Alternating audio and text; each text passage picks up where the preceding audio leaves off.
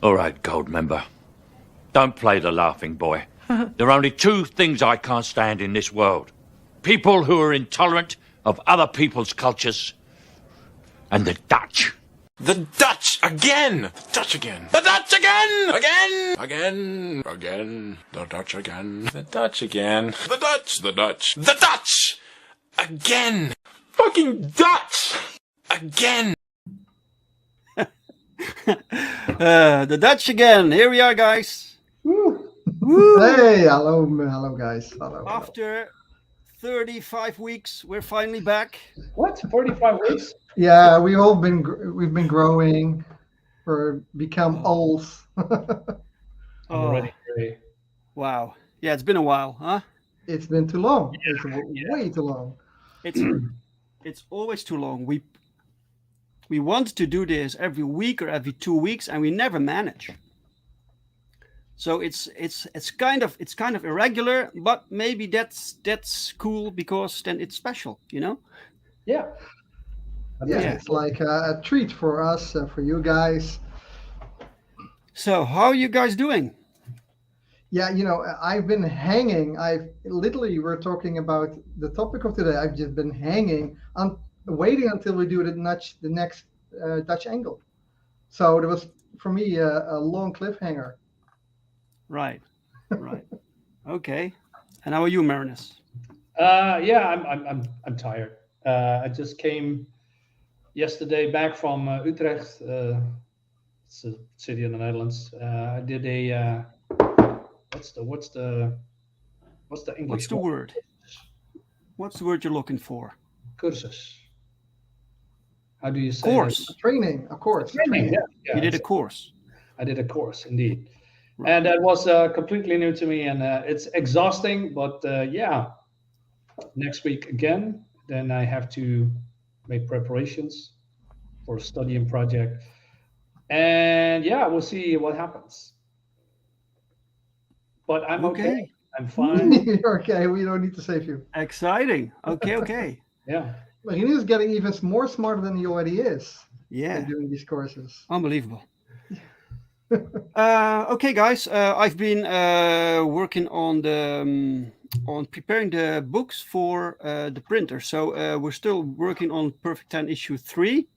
That's not done yet, but the reprint of issue 1 is basically done. It's relettered. It has some new things. And Crossworlds is completely done. It has a pinup section with new material, old material that hasn't been published yet also. And those 2 books will go to the printer this week. So, yeah. And then probably everyone who backed for digital books will get these 2 books next week also digitally. So, yeah. Plus, I don't know if I showed you guys this. These are trading cards. Yeah, look at this, guys. Look at this. This is awesome. Make myself solo. Look at this. These are trading cards. So all the backers get 8 of these trading cards. We have this one. We have this one, and backside, and we have like 8 of these. And so for all the backers, they get them all, the current ones, anyway. And after that, they will be added randomly to purchases from our store or conventions. Cool. Yeah. Yes. Can't wait to have them all. Gonna collect them all. Are they numbered? Are they numbered? Yes, they're numbered. Yes. And are there secret ones as well? It's a super rare. Ooh, maybe. Okay, let's see who's in the chat today, guys. I saw Dr. Ino. Dr. Ino's here. Hey.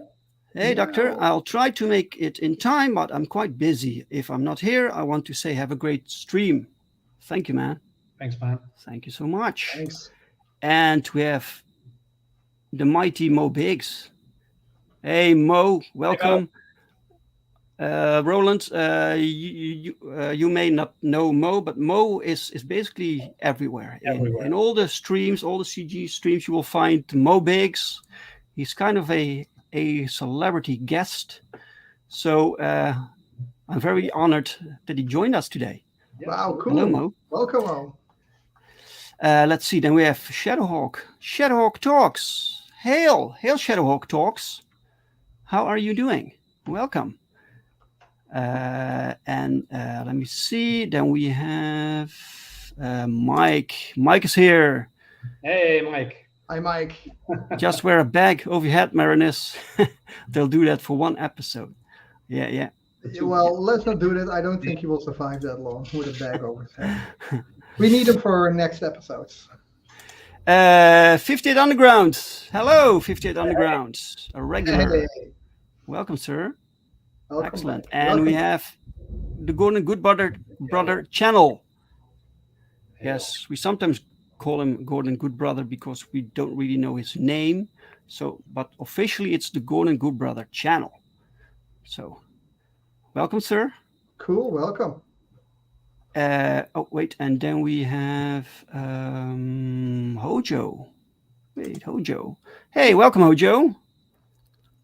Brewed on API this morning and read the final edited copy of my script for issue 1. Relaxing finally. Oh, that's cool, man. Oh, That's awesome. Enjoying your IPA as well then. okay. Yeah. So you're making a script for a comic, Hojo? Then we have Bantha Salesman. Hey, welcome, Bantha. Hail. Yeah. Excellent. Johnny Cage. Hello, Johnny Cage. Welcome, sir. Trouble with words, Johnny. You know that. 50th Underground is here. Yeah, excellent. Yeah, Gordon Goodbrother has a great channel name, but no content. Oh. Yeah. Okay. Have to change that. Okay, guys. The topic of the day that we decided we needed to do was cliffhangers, right? Right. But Yes. I thought maybe cliffhangers is a bit too sparse a topic to fill 1 hour with. So I included like Pageturners, so we can slowly build it up. You have Pageturners, then you have cliffhangers to the next issue, and then you have the ending. So endings, we can talk about endings also. What are good endings and what are bad endings, for instance, right? So basically you're just talking about writing comics in general. Yeah, right. Pageturners, endings, and cliffhangers are like the comic tropes, Every comic you need to have. If it's done right. If it's done right. So let's get into it. So I did some preparation on cliffhangers. All right. Excellent. That's it. The rest is new for me, but I think we can work with it. Oh, good brother has 1 subscriber. That's excellent, man. Congratulations with your first subscriber. You need to start somewhere, man. Yeah. Now you have to make content for more subscribers. Probably your mom or your sister. They always used to be the first subscribers, right? Yeah. Okay, so cliffhangers, guys. I think there are. You can break down the category of cliffhangers in 2 different categories, right? So you have the cliffhanger wherein the main character is in peril, so it ends with the main character in danger. That's a good cliffhanger. Or it ends with a huge revelation. That's another category. Yeah. I think most of them fit in these 2, right? So I think you're right. yeah. So cliffhangers. Usually back in the day, comics were more like one shots. You had 1 comic every month with the villain of the month, right? And then the story kind of ended. You had this little sub story underneath, but the main storyline was basically finished within 22 pages. Yeah. But nowadays you have these long form stories that are being told, and cliffhangers kind of became the norm. What do you guys prefer? Do you prefer these one shots, or do you prefer longer stories with cliffhangers? Well, Silence. Somebody has a cricket sound. I think it depends. I like the short one-off stories. But also back in the day, sometimes you had a two-parter. So even then you had like a small cliffhanger, or even it was like the small the B plot, in the comic that could have had a cliffhanger while the Right. main plot was resolved. I don't know. I do think like the mix is nice. You don't want to have a cliffhanger each and every comic ending, Mhm. which they do probably do now more. No, I don't know. There was a point where you had them each comic, and then they were bundled. And I don't know nowadays with the writing of comics if they just really just write a story for 6 issues and have the cliffhanger on the end of the paperback. I think there was like a time in between you had a cliffhanger kind of each issue, and then they Mhm. will get bundled. I don't know.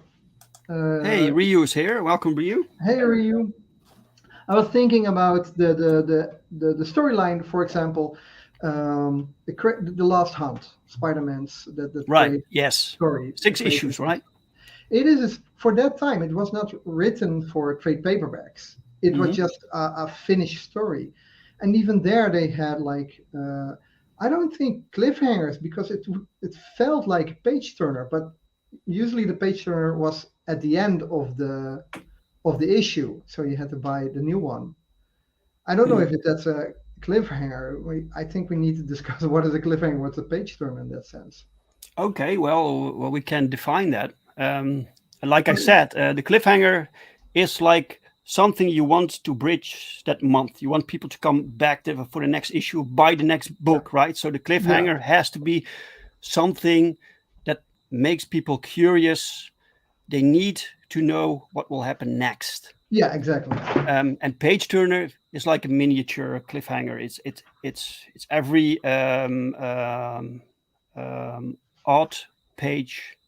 You have this little page turner, a tiny mini cliffhanger that has people turning the page without them really realizing it. You have to keep readers curious about the story, what's going to happen on the next page. Yeah. So yeah. For reading, I have a lot of old comics, but a lot of them are Dutch, so they are Right. translated. Well, that's not an issue, but they are edited differently than the American floppies because Oh yeah, and sometimes terribly. yeah, and they because they we have a 32 page count, and Americans usually have 21. So they cut out all the commercials, of course, but then sometimes they needed to make a 1.5 comic fit in a 32 page comic for us. Right. And not always the pages could work because they have a spread page. But they were creative sometimes about it, but it was not always clear for us as Dutch readers when kind of the new comic started because it was halfway in the Right. either more in the beginning of the comic or more at the end of the comic when the new American issue started. It was not always clear, and then also when the Dutch comic ended, it was like not really a cliffhanger anymore. It was just cut at mid story.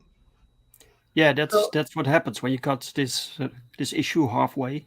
Yeah, that's those were strange decisions. By the way, hello, Vic King.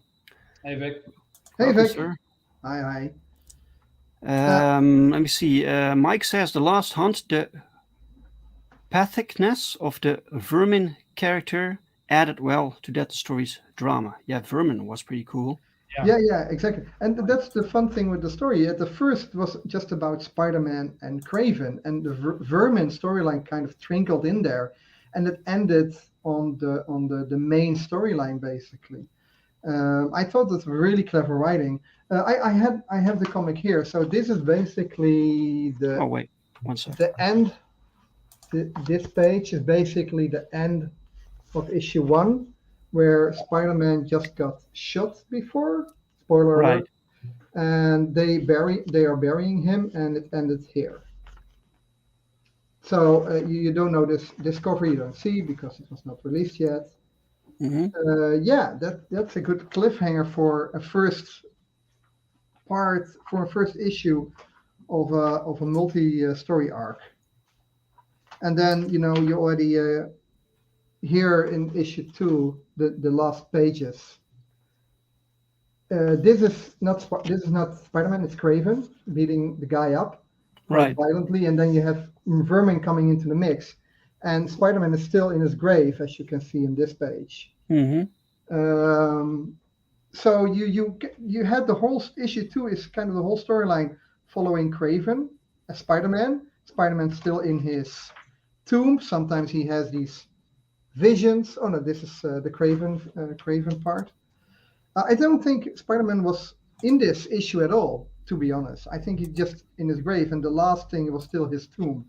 And I thought that was quite powerful. You have a cliffhanger of a character that you didn't see in the whole issue, basically. Yeah, it was really, really well done. I haven't read this in many years, but I still remember a lot of it. Yeah. I have another example that kind of mirrors it, but this is another issue with this is the cover, so don't look at that one. It's mirrored, so it's difficult to orientate. But they ended again with the grave. So you have already 3 issues where the cliffhanger is always with the grave. First, Spider-Man is buried in the grave, then you see a tomb, and now you see a hand emerging from the grave. Right. It's just a good build-up of the story. I'm going to find another issue, last issue. Yeah, I think the cliffhanger here is more like you want to know what happens without Spider-Man. So with Kraven and with Mary Jane and so that story part is so captivating and constantly ends with the shot of the gravestone to remind you that Spider-Man's dead. Yeah. The story is so focused, so also and so well constructed. So the Pageturners are in their correct place, as well as the cliffhangers. And this basically is the same story as Superior Spider-Man, where Doc Octopus became Spider-Man for a while, also in a kind of violent version of Spider-Man. But they made it a big bloated storyline again, and it was all over the place. And I like that. I would like the storyline if they did a bit more character development on Dr. Octopus. They kind of did, but not really, because they wanted to stretch it so thin. And this six issue storyline is so well constructed with the character development for Kraven. It's way better. And I think the Pageturners helps, and the being cut in 6 issues, which usually comics are, I think it's a great way of telling stories. So Dave probably knows way better than I do, but you have these curves in the story when you build up, and then you have a downfall, and you build up again until the climax. Basically, you have to do this in small parts of each issue, and then you have the broader story where you kind of fit it in. And that's I think we missed that. Okay. Well, this also important, for writers. If you want to use cliffhangers, it does mean you need to know your ending, because you are working towards something, and you cannot end one issue on specific cliffhanger without knowing what's going to happen next, because the audience, the reader, is very clever and they can fill in blanks. They can they can think about the story, and then they have to wait 1 month until the book comes out, and they already created this narrative, and then you have to deliver as the writer, and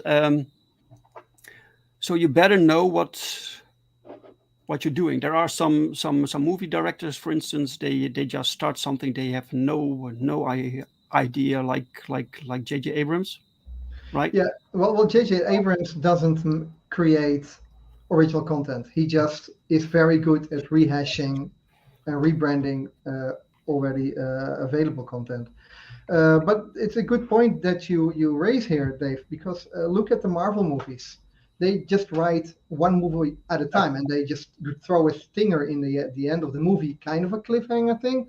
But in the end, they don't always know what the next movie will be. I mean, the first Doctor Strange was years ago. I think the second part just came out 2 months ago or a month ago.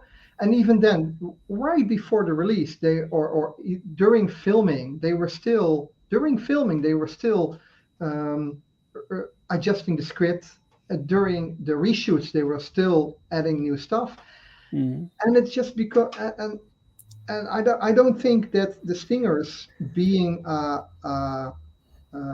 cliffhanger works here. You see at the Spider-Man movie, you had Aunt May stepping into Spider-Man's room while he was unmasking Spider-Man, and she was saying, "Oh, what the fuck?" And then the next movie, they just glossed over it. They never mentioned it, basically.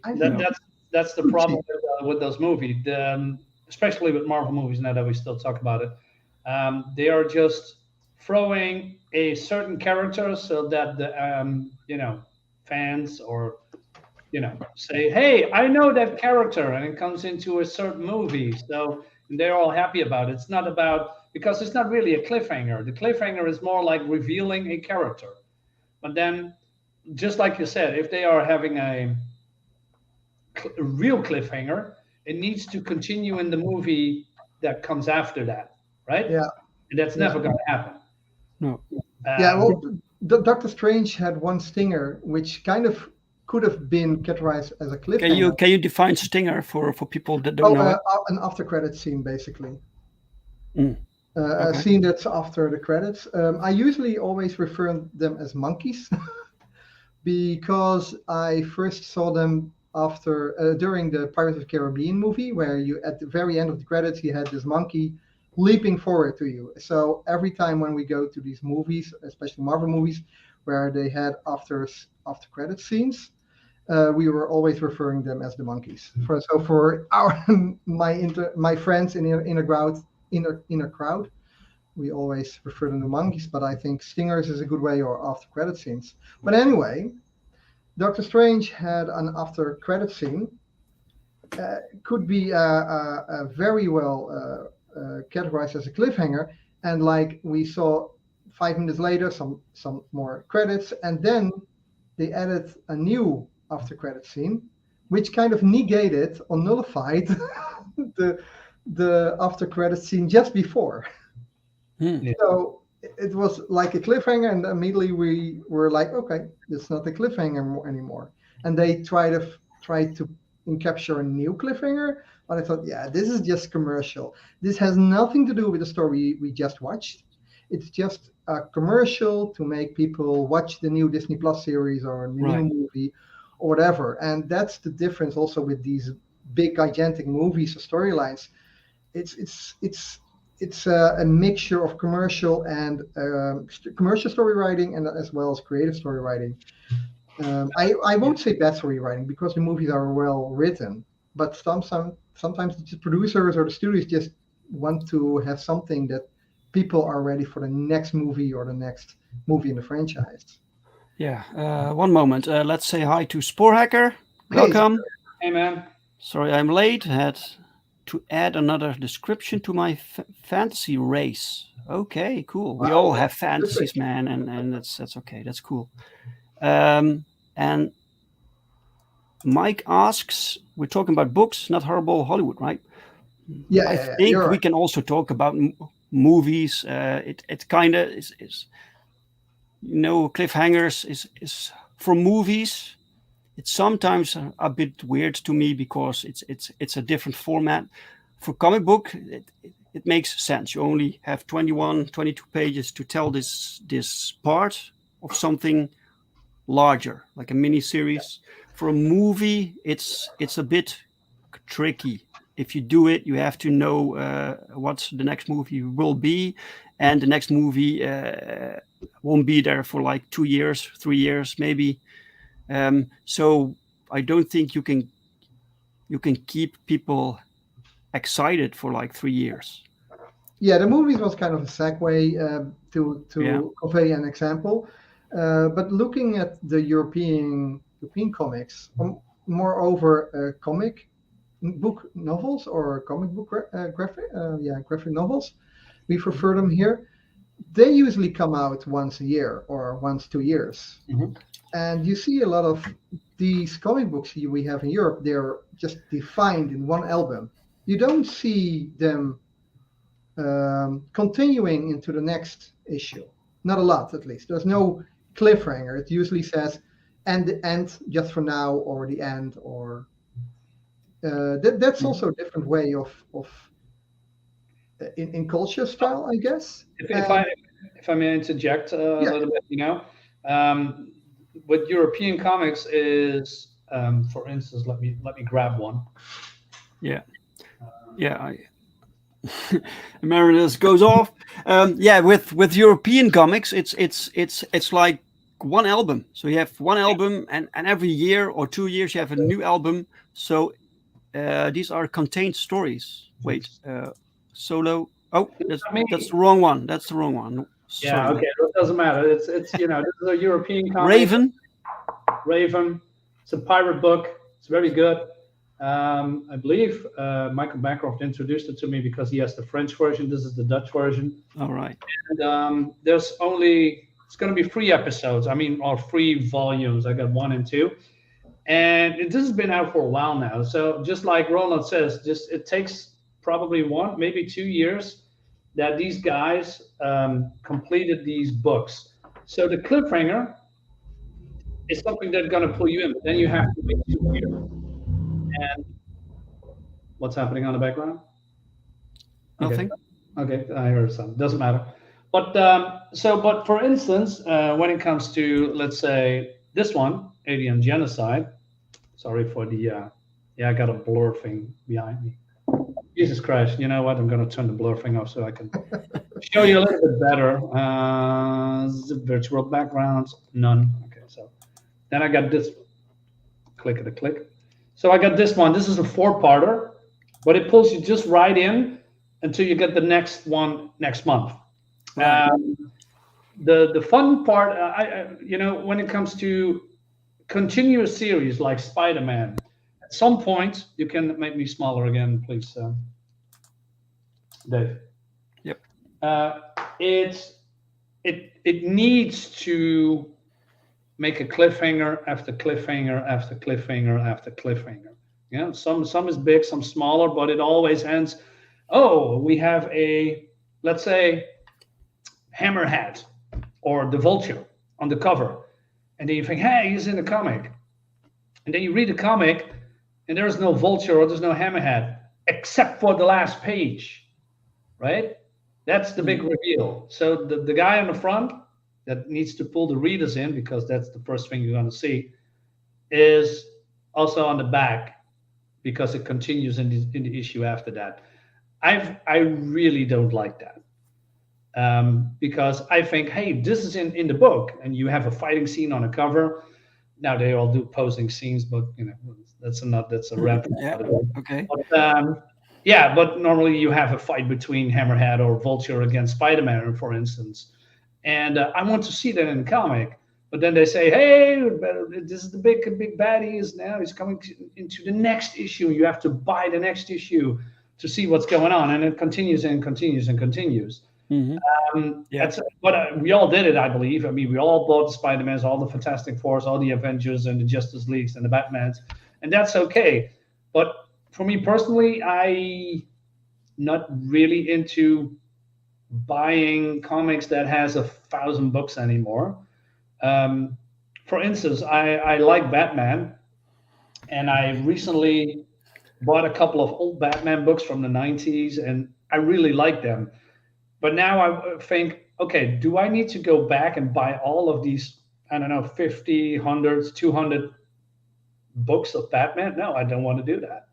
I just pick a couple of issues and I read it for my enjoyment, because I know myself. Because when I start doing that, start collecting them, and that's the key word, I need to know what comes next. And I don't want to do that anymore because, first of all, my comic collection is, well, it's never too big, but I have a lot of shit comics that I need to get rid of. And so I prefer smaller runs of comics when it comes to stories or even certain titles. That's why I buy a lot of Image comics, because they have some very new, interesting titles, but it only lasts, I don't know, 12 issues, maybe max, or even smaller. And then they go into a new franchise, and it continues and continues and continues. Dark Horse is also doing that. They have, just like with Aliens, this one, Colonial Marines, Genocide, it has 4, and then it starts another 4 books that somehow leads into the next one. So it's not really, you have to read this one to know what's in the next one, but they throw a little bit of hints in there about what happened in this one, right? And I like that. So that means this when I just read this 4 comic books, this 4 issues, and I say, okay, that's it, I got a complete story. I I don't need to have Aliens Genocide Volume 2. That doesn't exist, but for instance, as an example. So I like one-shots more. I like maybe shorter stories. Contained stories, probably. Right. Yeah. Comicsmate came in. Welcome, Dean. Yeah. So, for instance, if you are going back to the modern Marvel, let's say Krakoa saga, or that Kree stuff thing. I mean, you have to buy all these books to know what's going on, and every book has another cliffhanger that leads into that book is very bloated, and those storylines are not really fun anymore. But I'm speaking purely for myself. Yeah, that's okay. Cliffhangers only work if your story is interesting. Yes. And if there is a satisfying payoff. If you have this cliffhanger and you buy the next book because you want to see what's happening next, and it's kind of discarded, it's or it's this bait and switch kind of thing, or whatever, and you can do that like a few times, but then the reader catches on and they tap out. So for instance, sorry for interrupting. How many times did Cap die? How many times did somebody else pull on the mantle of Captain America? I mean, everybody can now be Captain America. I mean, you are a street guy and that lives in the slums, and he's Captain America. I mean, somebody finds Thor's hammer. Oh, she or he is now Thor, because somehow it's now a mantle instead of a name. But what I really was into was the death of Superman, because for me he is still, in my opinion, the ultimate superhero. And then when he died, I really wanted to know what happens next, because he's dead. He was really dead. What happens with the world when there's no Superman anymore? Exactly, and that was at that time a very big deal, because as far as I remember, there was even the news were talking about the death of Superman, the real news, and it was all on social media was not just how it is now, but it was a real big event that people talked about even outside of comics. And that was so interesting to me that I wanted to know but who are these characters, right? That was a really cool cliffhanger for me anyway. Yeah. Mm-hmm. The death of Superman itself, that he died, was a cliffhanger, or was kind of an end of the story? Well, first of all, they hinted that was the death. It was not a cliffhanger. No, No, was it was not. not. He just died, and Yeah, then no, they present a story that about a world after Superman, but yeah, it's that's not what really. I say. Yeah. It's like contained within itself. Hmm. But I completely agree with you. These ongoing series, they just need to be self-contained little stories. I sometimes compare, even though it's different medias, I compare like the American floppy superhero monthly basis comics as a TV series. So you watch an episode each week. In this Yeah. sense, you read a comic each month, and then you have like the movies. And I kind of see bigger like graphic novels more like a movie. They also have like 60 120 pages or something, which have page turners but no real cliffhangers, because they just tell one cohesive story from begin to end with a beginning, middle, and the end.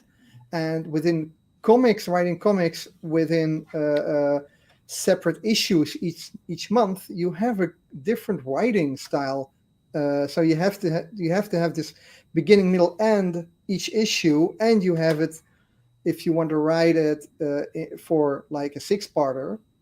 Mhm. You have to also incorporate it over 6 parts, which I think the Kraven's Lost Hunt did really well. I also thought that Born Again of Daredevil did this really well. They had these small cliffhangers at the end of each issue, but it still the story itself still over the I think 4 issues it was being told, still had this line of storytelling, you know. Right. Sugar Chris, welcome to the show, man. Hey, Chris. Hi, Chris. Hope your I also- computer's working.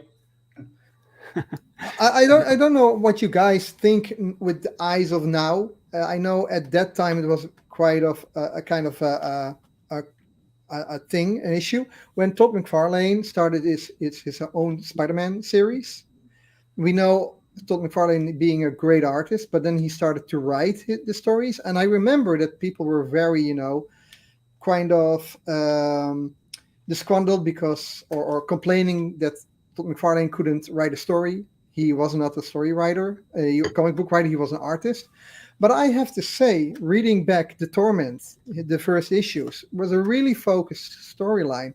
It was kind of the sequel of Kraven's Last Hunt. Mhm. And also the storyline after, or the stories after, was, I think, with Spider-Man, with Wolverine and Wendigo. I think they were written great, actually. And also because they were kind of, contained. The story actually ended with just the end, basically. Yeah. And I think that is the way to write a story. And then you can, like Marinus said, you can still read and enjoy Batman stories without being distracted with all the bloatliness that's before and afterwards. Yeah. Right. Bantha Salesman says the very occasional cliffhanger without payoff could be acceptable if it's leading to something bigger, but it's something that should be rarely used. Yeah, that I agree. So when you have a contained story, like you said, Dave, when you start writing a story, you already have in your head how it ends, right? ideally, yeah. You kind of work through that. So with these cliffhangers, you can put in like foreshadowing Mhm. things, and I think that Yeah. works the best. That's the most satisfying storytelling there is. Like I said, with the example of the Lost Kraven story, you had this foreshadowing of each cliffhanger where was focused on the grave until Spider-Man merged. But even when Spider-Man merged from the grave, the next issue afterwards had a different cliffhanger again. With Born Again, they did a kind of reverse. They started each issue with Matt Murdock lying on a bed, or lying in the arms of a nun, or lying in between the trash.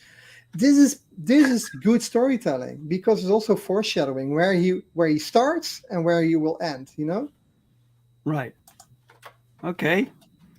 Interesting. So, did you guys ever read something that was a continuation of a cliffhanger and it was not satisfying? Because good you one. because you listed a few books that you said they did it well, but Well, it's not really cliffhanger. When you had this one storyline, you have that pops right up in my mind. During Spider-Man comics, suddenly Peter Parker was pushed onto a metro rail. Where by the the metro way, was coming. for people new to this channel, Roland loves Spider-Man. Okay, okay. Yeah, all this is Spider-Man. So, but he was pushed on the rail while his spider sense didn't go off, and that's the kind of, it was not a cliffhanger, but it was like middle of a story somewhere, and that thread never picked up. Yeah, later on, like retconning, they kind of explained. Yeah, there was Eddie Brock, Venom, kind of trying to push him there to test him if Spider-Man can sense him. But I think that's lame. A lot of things they put in the Hobgoblin storyline as well. They trickled in some hints. They never picked up, the new writing team never picked up those things. This usually happens when there is a new writing team taking over from an old writing team that didn't finish the storyline.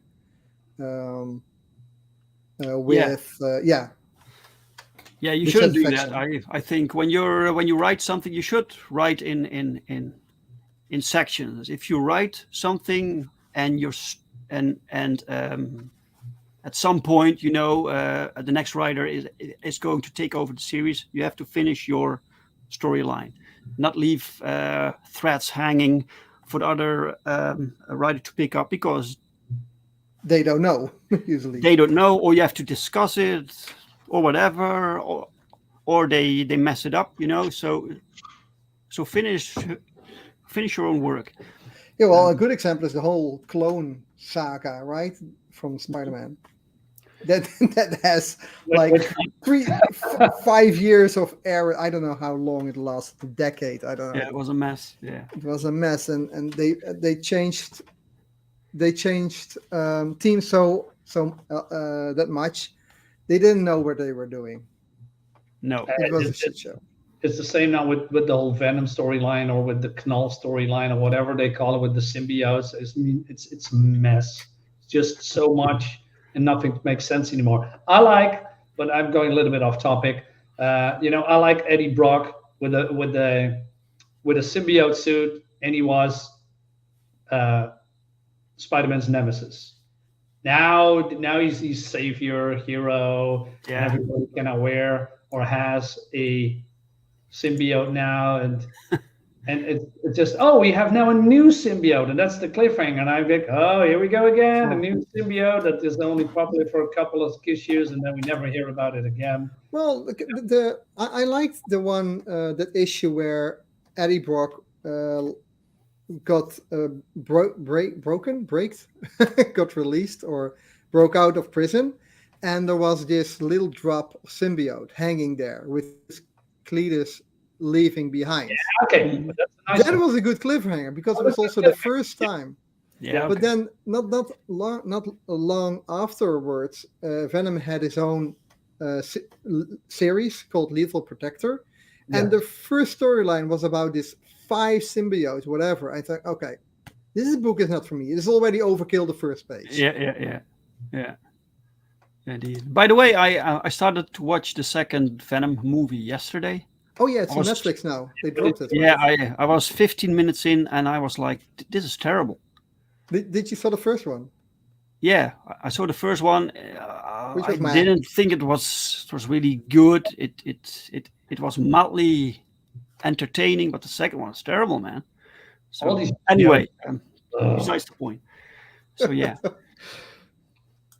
Okay, so cliffhanger. So regarding endings of stories. So you have cliffhangers, right? Because at some point you want a solution to your story. Yeah. You're working towards something. You can't keep things up forever. So satisfying endings, So books that had endings that you thought were really, really well crafted. Well, clever. This one. Oh, one No, sec. Spider-Man book. Surprise. Well, that's the first thing I always do for Which one is research. that? It's the first 4 layers is only Spider-Man. So this is the Dutch version of the McFarlane Spider-Man series. Mm-hmm. And this was the second storyline about Wolverine and Wendigo again. And a nice example again how the Dutch comic ends. The Dutch comic ends with the last page of the American comic. So it's really on the cover. On the back On the side. back of the cover. On the back side. Weird. Yeah, it is a contained story, and it has an end, and you see Peter Parker reminiscing or thinking, what about what happened and how to go forward with the future, and it just says the end, basically. This is it, and I like this because he was kind of called by Wolverine to hunt Wendigo. I don't know the story from my head as well, as good. But he was called in, and they did find Wendigo, and there were some issues with him, in basically proving Wendigo was not the monster people perceive him. He's just a misunderstood creature, and the end, people, the ending was just not satisfying. If in this term that Peter was happy or victorious or Wolverine was victorious, it was more about the moral of the story, and people think about it or can be sad, but you still can have a satisfying ending. Satisfying endings don't always have to be victorious. It can also be sad. I thought Revenge of the Sith was a satisfying ending, even though everything went to shit. I think, this one, again, Born Again, storyline, Kraven Last Hunter, good endings.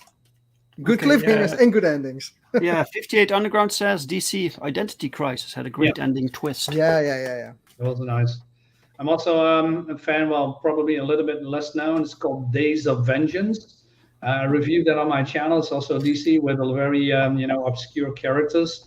I'm Ghost Rider, right? I'm sorry? Ghost Rider? No, dude. Okay, no. I get the confusion. Yeah, that's the Spirit of Vengeance. Oh, right, yeah. Yeah. It's let me. Sunday. Okay. What's going on? I wanted to there's maybe I'm confused because there was indeed a Vengeance storyline, but that is more DC Comics. Just give me a second. Right. Day of Vengeance. Excuse me. That was the storyline when the Spectre was corrupted. Mike stated it. The Spectre. Yeah, exactly. He was corrupted. He lost his human half. He went on a rampage to kill all magic. And those obscure characters were there to stop him, but he was way too powerful. And it was a 6-issue miniseries with one, it's not really a graphic novel, more like a annual, I think. And the build-up from issue to issue was so good because they are laying out the layers of each of these characters without being overexposing them or bloating them or, putting or undermining even a character. Every character was significant in that storyline. And when I thought, okay, this is the very last issue, now it's going to be the big payoff. Well, there was a payoff, but not really, because that part of story of the Day of Vengeance continues in the next other issues. Right. But it was more a pure of a showcase of a quote unquote new team tackling on and almost defeating and destroying or killing Spectre, and that build-up was so good. I was really, really into it. Although I wanted to see them defeating Spectre, they did, but also not. And it's a little bit hard to explain. Just check out my videos if you are interested, or Google it. But the build-up from issue to issue, it hooked me so much that I thought, this was a great cliffhanger, and that leads into the next book. and then the next one, and then the next one, and the next one. It was so good. It's one of the best, newer, older comics that I read. Oh, thanks, 58 on the ground. Really appreciate it. Enjoyed your reviews on that series, Marinus. Yeah, everyone, check out Marinus' channel. He does comic book reviews. So every day, new content. Every day. That's and crazy. if I'm not doing it, that's going to be an unboxing, or probably I'm out of town or being sick or something. You should do a cliffhanger one time. You just opening the box, and it would take forever, like always. with your review. In the next issue of Darksyde is coming. And then you reveal which comic comes out of the box as a cliffhanger. Well, it's probably a good one. And what I can do is, instead of, I'm going to maybe I should review the comic and then show the next one that comes on my channel the next day. That would be cool. That's also you can do that. Yeah, of course, man. Throwing ideas out there. Help me out, guys. Mike says the darkness of 70s DC before the darkness of late 80s DC. Yeah, great stuff. Yeah. But there's also, when it comes to so that's bright. So when it comes to cliffhangers, mostly is also on covers of certain comics. Oh, just yeah. Before, right? So there's this like stuff going on, and I know, but that's actually the cliffhanger that is on the back of that comic. That or the cliffhanger is already on the cover. Yeah. The last panel of the comic is already on the cover here as well. Yeah, and I really don't like that. But I really don't like that. Roland, can you show? Oh yeah, sure. Like this one. So this was the last panel of this comic. Basically, I'm going to look. I'm going to check. Yeah, this is it's a Dutch one. No. So this is the new comic. I will skip that. This is the last page of the English, of the American comic. Yeah. So basically, she's like super hurt here. Yeah. Because she was badly wounded page before. Yeah. Why are you bending that comic so much? It's I have two. So one is for reading and one is for saving. One is for reading, the other is for bending. Yeah, the one has sticky pages. Oh. Right. It hurts. I mean, I've seen Sugar Chris on his channel a couple of episodes back of his morning roast. Man, I was almost in tears when he did that, ripping off. I threw some comics here across the room, and the chat was also, why do you do that? Yeah, don't. Yeah, a cover shouldn't really be. Yeah, it's not really cliffhangers. More like a teaser, like getting you excited for the book. And what you should not do, put on the cover how the comic ends. Like you just showed up. That's not a good way to use the cover. But I understand why they did it. To be honest, if to bring readers in, that's. I don't think this is a teaser that much, or a spoiler. I don't know. I'm on the fence on this. I get what you're saying, Dave, but I'm on the fence on this one because I look at this cover and I think, I want to see what's going on. I get why they picked that cover, but I don't think it's a good usage of the cover because you read the book and constantly you're waiting for that moment. So you know that this moment is coming, and then it's coming, and the story ends. So that's. Would it be like this cool, a better cover then? Wait 1 sec. Solo. Like he ripping Doc Ock's arms. Would that have been a better cover? Because they're not really. No, I don't think so. Because I think it's better to show the hero in peril than the hero beating up a villain on the cover. Well, sorry, in this sense, Black Cat is really in peril. Yeah, that's what I said. Yeah.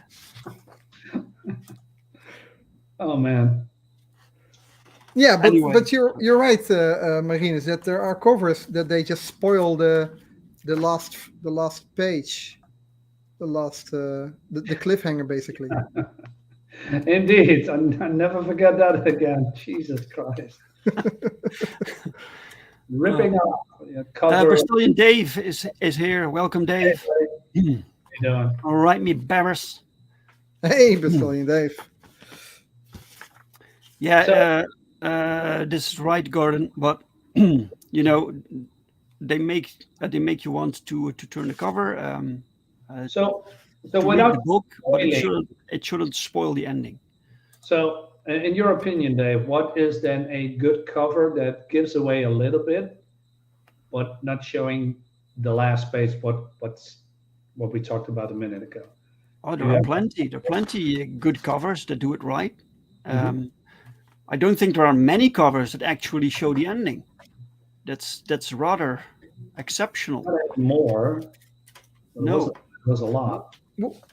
Well, wait. To be honest, I have to check because I don't know. This is the Dutch cover. Right. I don't know if this cover is actually from the comic where she was getting brutally beaten up, or if this is the comic of actually the second issue. Because if I need to check this up because the comic that starts right after the cliffhanger is this one. This is the first page of the new issue. It goes folding again. Yeah, okay. No. This is the first page of the. This is the first page of the second the next issue. Yeah. I can imagine that this is the cover of that issue. Right. Okay. It's 2 issues in there. Yeah. Dutch comics. So, now I get it. Okay. But it's funny talking about this because so this is the first page here. I just googled it. It's actually the same cover. It's the story is called At Death's Door. It's a Spectacular Spider-Man Volume 1, number issue 76. Well, continuing that in that continued issue, she really got, here is kind of the death blow for her almost. She got impaled and beaten up by Doc's arms. Then Spider-Man rushes her to the hospital, and she's like Superman pose here on this page, with holding her in his arms. So you, as a reader, you think, oh wow, is he going to make it? So they will rush her to the operation table. And the funny thing is, the Dutch comic ends with this page. You just have the Black Cat being in peril, still in life's critical situation, being on the operation table or recovery. And Spider-Man is thinking about his exam tests he needs to do. And that's the end of the Dutch comic. So basically, the cliffhanger of the Dutch comic is Spider-Man thinking about his exam while his girlfriend is almost on death. Right. Yeah. Yes. Gordon Goodbrother says, I agree the true ending shouldn't be on the cover. I think that's a reprint issue, as Roland is saying. Right. I've never seen that cover in the US. You never saw this cover in the US? Okay. Usually the Dutch comics don't. It's a Spectacular use Spider-Man reprint. 76 in America, the US version. It's the same cover. Yeah, 75, 76 are Right here. Yeah. Okay. We had a Dutch angle before about talking about covers where we actually had Dutch covers that were drawn over. I don't know. Traced of the original American cover. Totally different. Yeah. And the 9/11 Spider-Man comic, I think it was just a black cover in the US. And then the Netherlands, they chosen one spread page from the actual comic itself as a cover. Okay. Right. Yeah. Okay. Yeah. So, what else is there about cliffhangers that we have? Cliffhangers grab people, but we talked about that. But it, what? I like I like this one in a cover. You know, this is just I'm not folding it again, Marinus. I learned my lesson. Don't mind this page. This is a limited series. They fill in after the main storyline. So this is from a completely different comic. It's about this page where Spider-Man just jumps away, and the cliffhanger is just one sentence here, and that the parents of Peter Parker say that he needs to die. that's I think that's quite a very subtle, but like not a splash page. Cliffhanger. No, it doesn't have to be a splash page. No, this is a revelation basically. Right. Yes. So that's a good one. That's a I good got one. I got a cliffhanger that's been done before to death, and it's a comic that I've reviewed 2 days ago, and I did a rant on it on my channel. You gotta see that rant. When Marinus is going to have a rant, you have to see his reviews. Wait a minute. Let me put out this anyway, so this is the comic Life Zero, issue number 4, and then they did this. Wait a minute. Put this away. So click. This is the ending. This is the so-called cliffhanger. I checked out because the beginning was this. A Photoshop mess. Right. 18 pages of content. $4.99 or $3.99. $3.99. Right. Exit. Yeah. Okay. It's a shitty. I mean, it's for dramatic effect because he shot. Spoiler: he shot his girlfriend because he was bitten by a zombie, and she said, "Oh, I'm not going to tell about that. I've been bitten."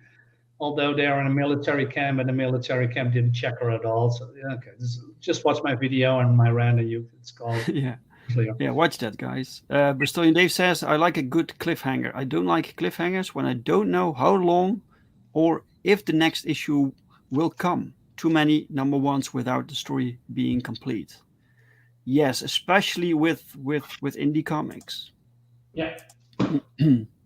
Yeah, with indie comics, you never know if you can even make the next one. So don't plan like 12 issues if you're not certain you can actually do it.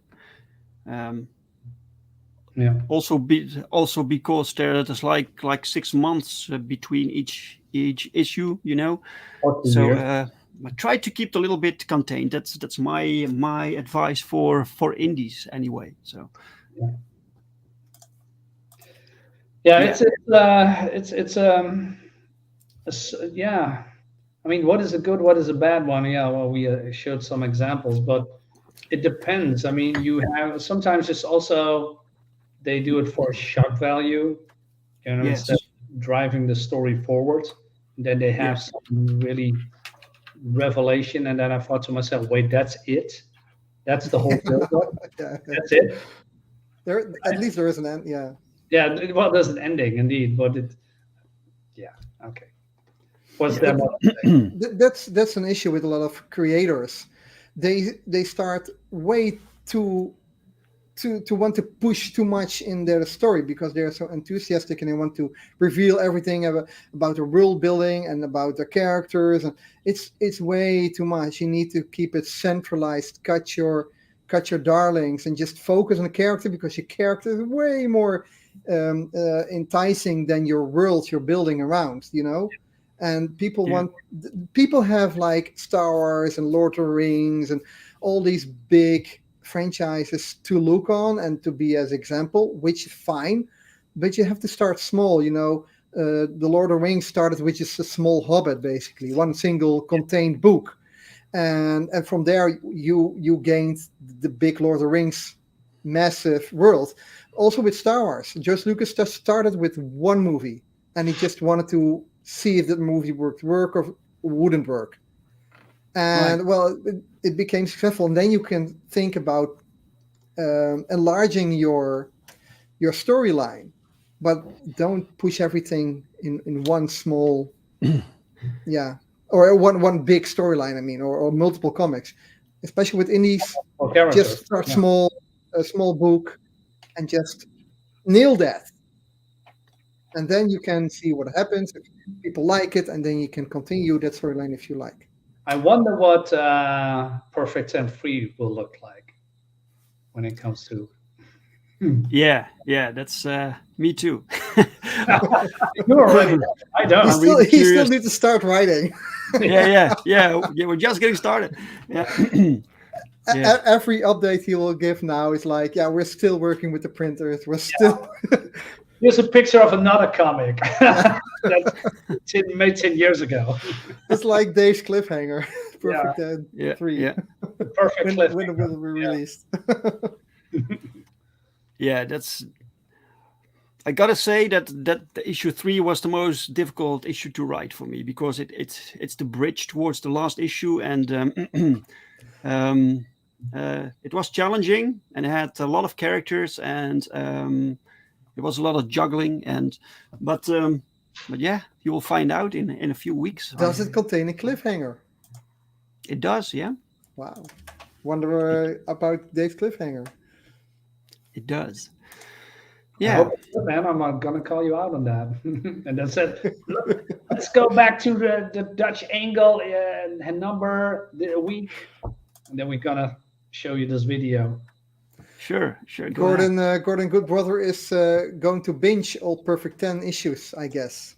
Oh right. Oh, that's fun. Yeah. Oh, cool. Well, people told me that they appreciated issue 1 even better after issue 2 because they completed each other. So yeah, that was a good compliment. Anyway, so yeah, cliffhangers, guys, and endings. And endings. We went from cliffhangers to endings and then back to cliffhangers, and then are we going back to endings? Yeah. I'm not sure what else we have to say about endings. Did you guys read any cool comics lately or buy any cool books? Yeah, I got a lot here. Wait a minute. Not really.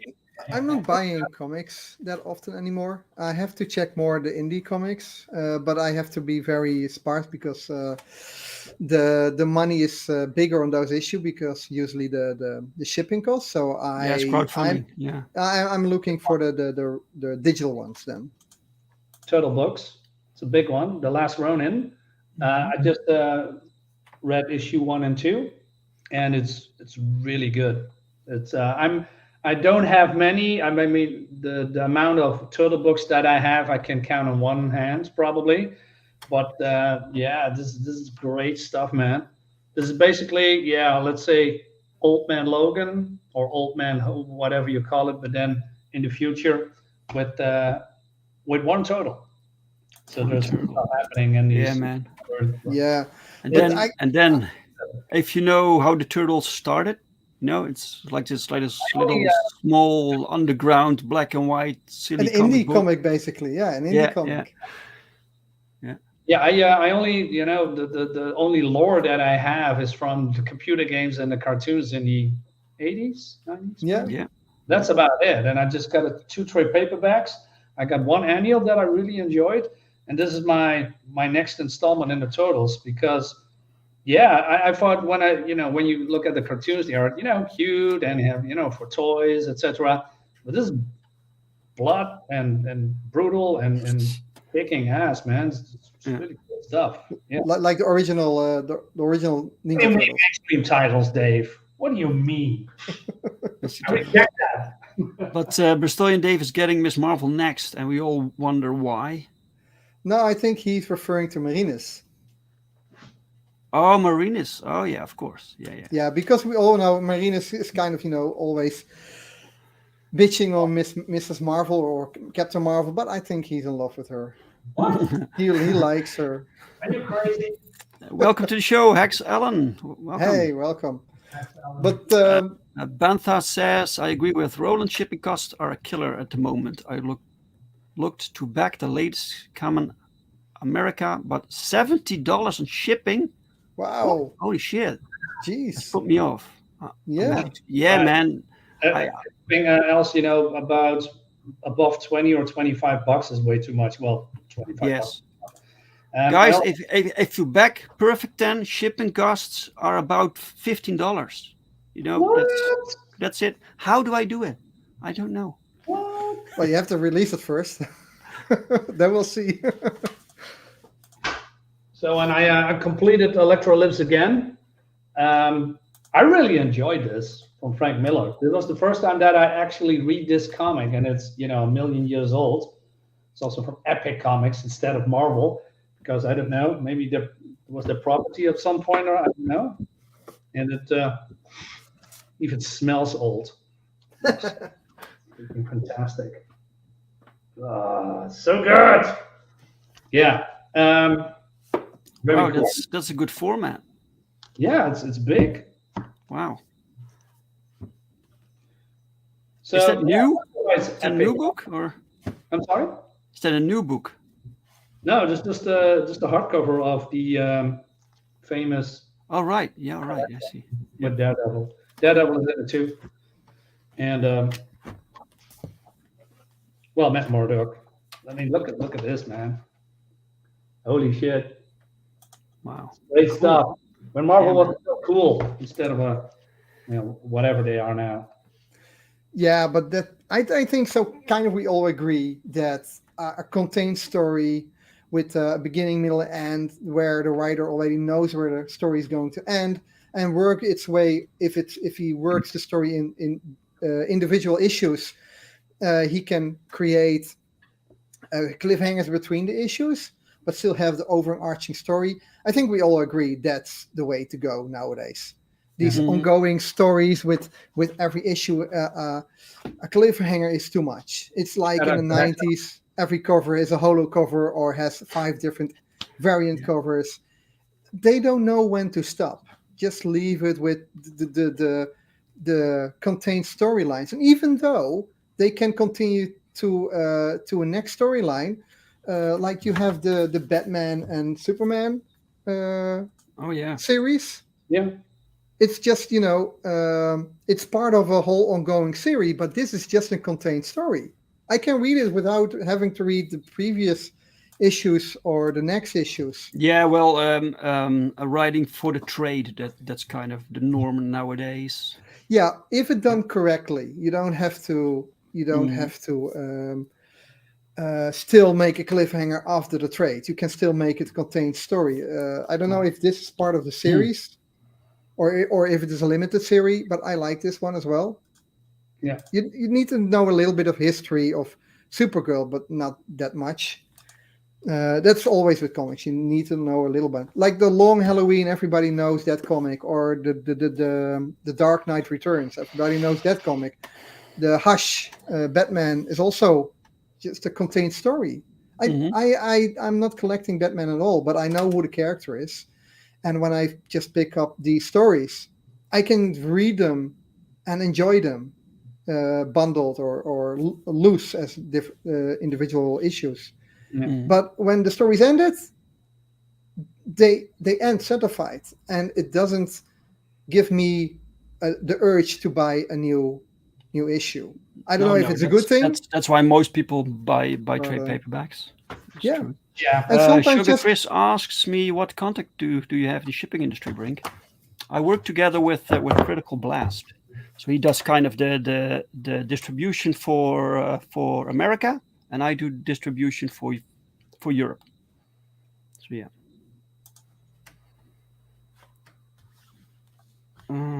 Yeah. Yeah, shipping, well, I think that's it. Or you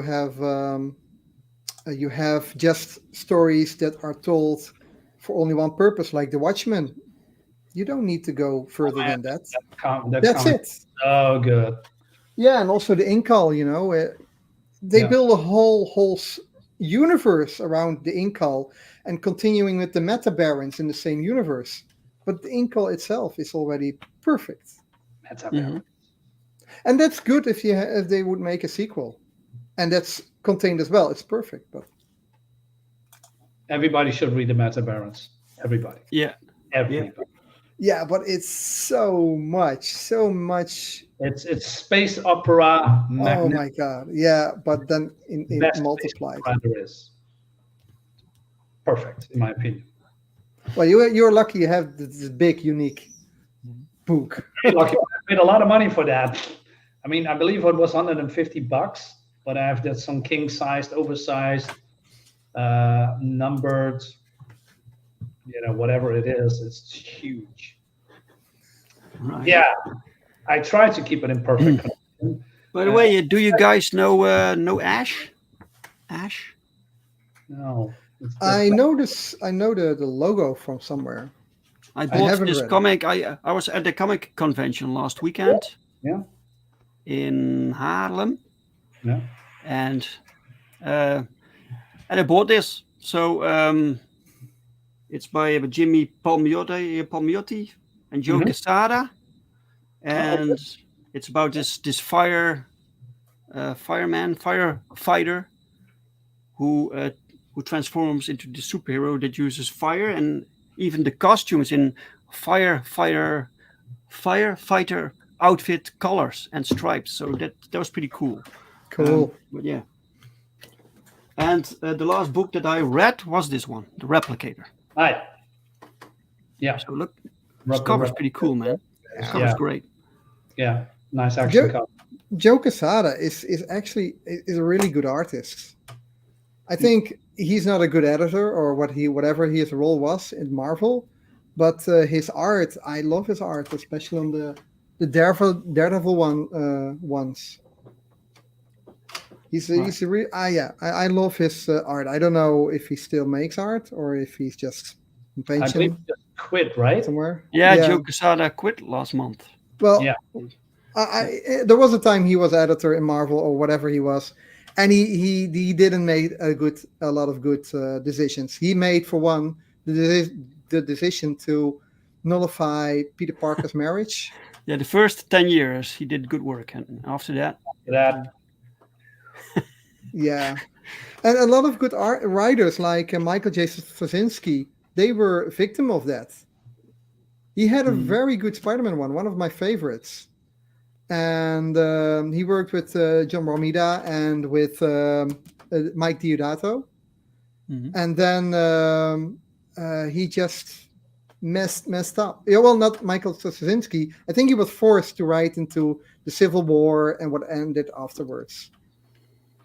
He was pushed into revealing Spider-Man's identity, and he was pushed into making the Mephisto issue with Spider-Man.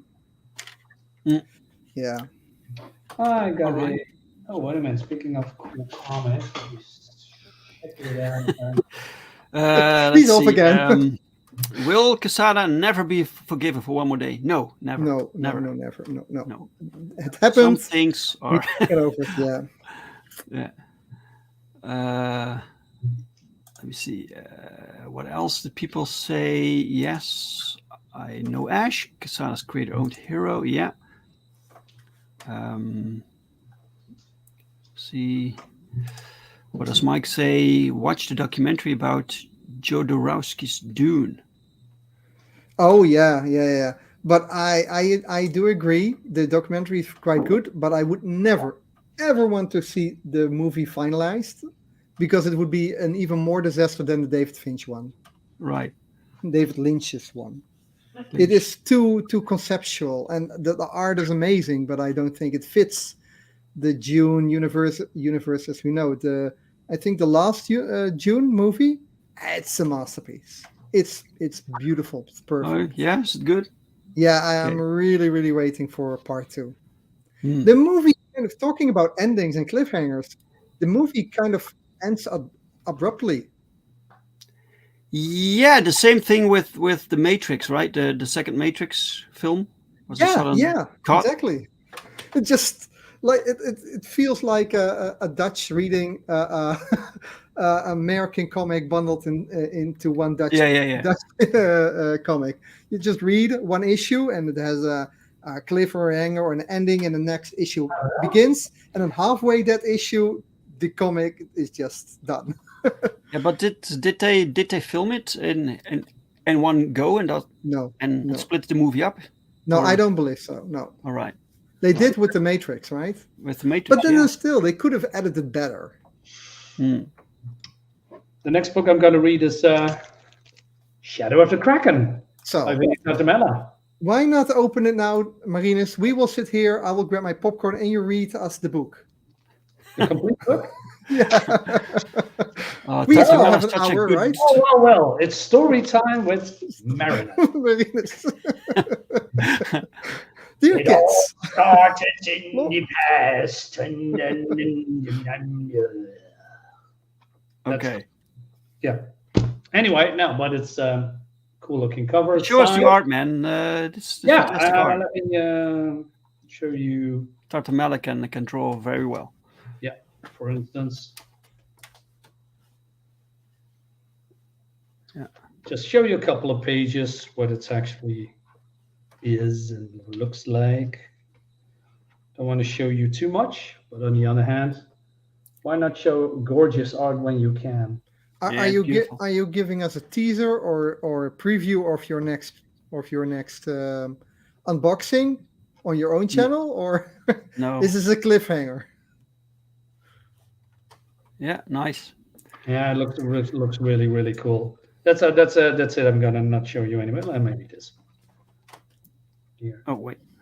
So watch Marinus comment on this book on his own channel. He does a Yeah. review about it, and we'll leave it at this. So this is a Right. nice cliffhanger. Guys, Wait to guys, I think the conversation about cliffhangers is kind of over, right? So this is page turning. Golden Good Brother states, yeah. Yeah. This is it. All right. Put on your lap. Yeah. Put an eye patch and sing us a sea shanty. Yeah. want the pirates. I want the wenches. Do Okay. your next review in that style, Marinus. If I missed anyone in the chat and I haven't said hi, I'm very sorry. I just missed it. Very sorry. It sometimes happens. Yeah. So anyway, I think that's basically it, guys. Yeah. I get it. I want to remind people that